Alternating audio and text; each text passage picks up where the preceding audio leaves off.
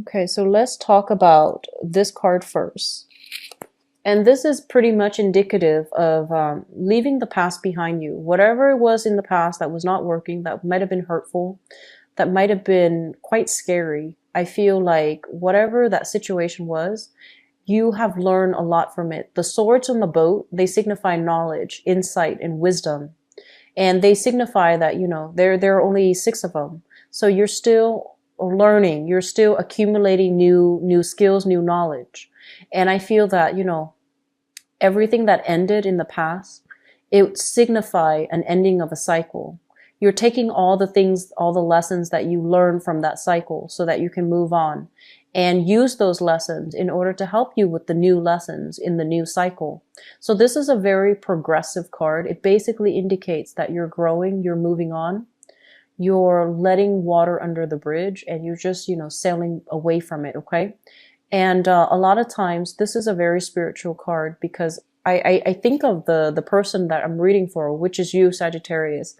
I think of the person as the woman, and I think of the man as more of a spiritual entity. Somebody is guiding you. Somebody is making sure that you're safe.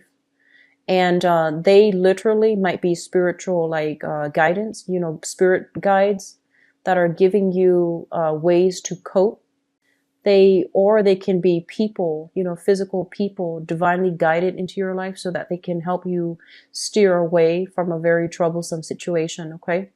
I do see for some of you, there might be some, in relationships, there might be some arguments, disputes over custody with the child. Okay. So like, I feel like you're reaching that point where you are both agreeing. We both want what's best for the child. And you're finally coming to terms with that the other person is not working against you. Everybody wants what's best for the child. The way that they express it comes out in a power struggle, comes out in an ego conflict.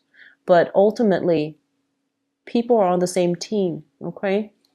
Let me talk about what's in your present situation. Okay, Sagittarius. I have here the Ten of Wands. This is basically feeling very, very inundated, having a lot of responsibilities on your plate. Having to go to work and then go home and be the homemaker too. And even for the male Sagittarians out there, having to go to work and then, go home and have to take care of the kids, have to take care of the domestic responsibilities. So I feel a lot of responsibilities are piling on you for those who are in a home environment with a significant other, or, just by yourself, there's a lot of responsibilities. I feel almost as if the responsibilities, the work, the stress, and the strain of the external environment of your work, or even your family environment, or even, just the everything that you're dealing with right now, it's affecting your love relationship. Okay. And additionally, I feel like your relationship might have been also very, very one-sided, where one person took care of everything. One person might be a homemaker, and the other person is like the main bread winner. And so there are imbalances within the relationship. It feels almost as if one person is doing all the work, and the other person is not reciprocating. And I feel like you're going to start to feel, if not already, for the month of February, you're going to start to feel almost as if the situation's not fair. Um, I'm also sensing that, I'm also sensing for those of you who are kind of like your work life is getting out of control, be very, very careful and, try to reconnect with your partner. Try not to let the relationship become affected by your work situation, okay? I just feel a lot of responsibilities, and I feel like some of you might be in a relationship where there isn't a lot of love left over. It just seems like you're staying together for the kids. It just seems like you're staying together because of responsibilities, okay, obligations, and you feel almost as if you were to leave, you wouldn't be able to manage everything on your own. So it's indicative of fear. And so I feel like, this is not a happy home, happy place for you to be. Okay.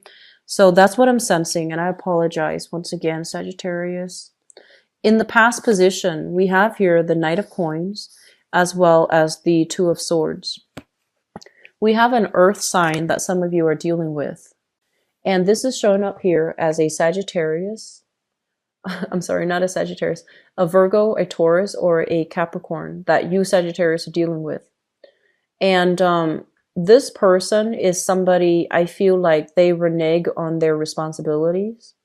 And I feel almost as if they're not making a lot of money in order to be, it seems almost as if, you know, the responsibilities are very one-sided again. It's like they make promises they can't keep. And it's almost like they might feel almost as if they're a victim of their circumstance. They might also evade responsibilities. So I feel like you're dealing with somebody that is not holding up their end of the bargain. And it might not even be an earth sign. It's just somebody that is very, very slow to act. They want you to take the initiative. And then over time, because you have always taken the initiative, they just sit back and they don't really do anything to move things along or to help out. It might not even be an earth sign. It's just an energy of a person that you're dealing with where one person does all the work and the other person just sits back. The other person is a little bit passive aggressive and they don't really contribute. And so I feel almost as if a big part of you is aware of the dynamics within the relationship.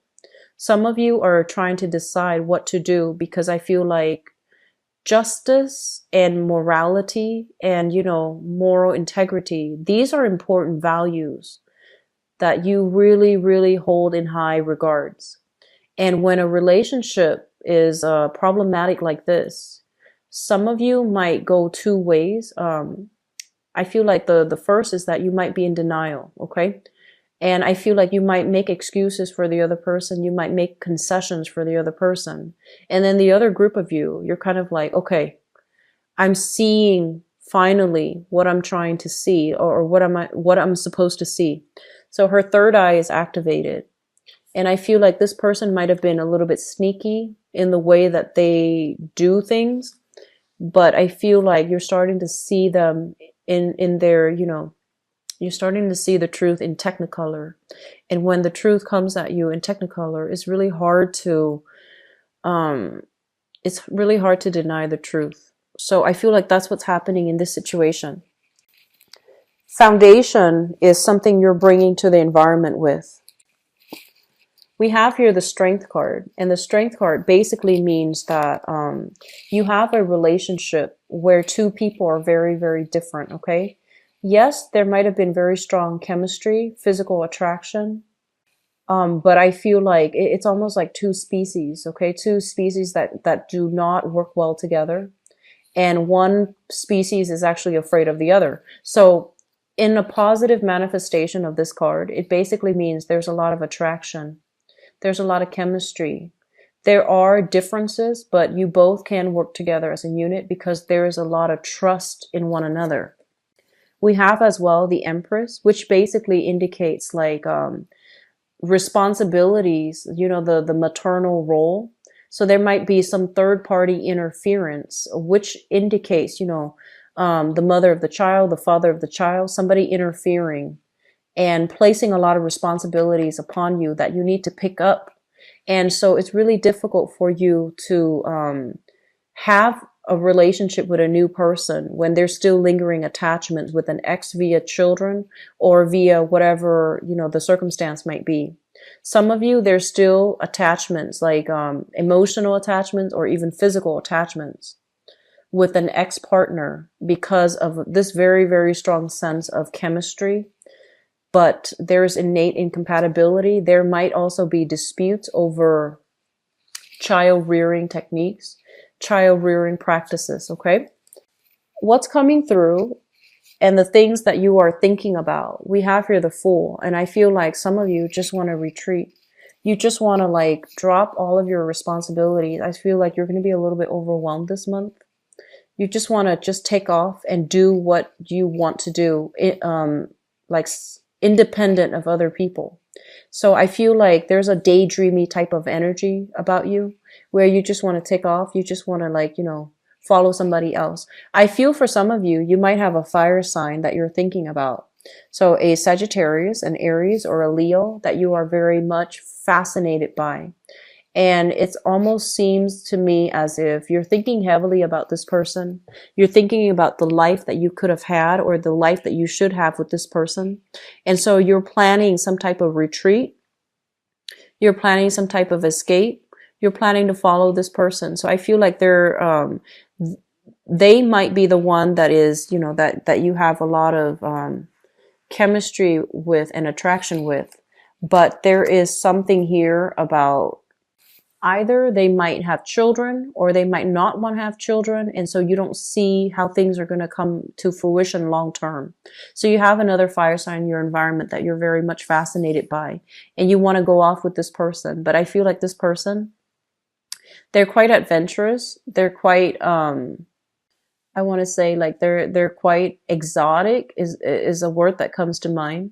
And you might just want to follow them to the end of the earth. So I feel like you're chasing after somebody or somebody's chasing after you and you're not really sure whether or not it's appropriate anymore, but there's still like this fascination with another person. Okay. And you just want to get away with them. You just want to like, sail away and not have to worry about other responsibilities.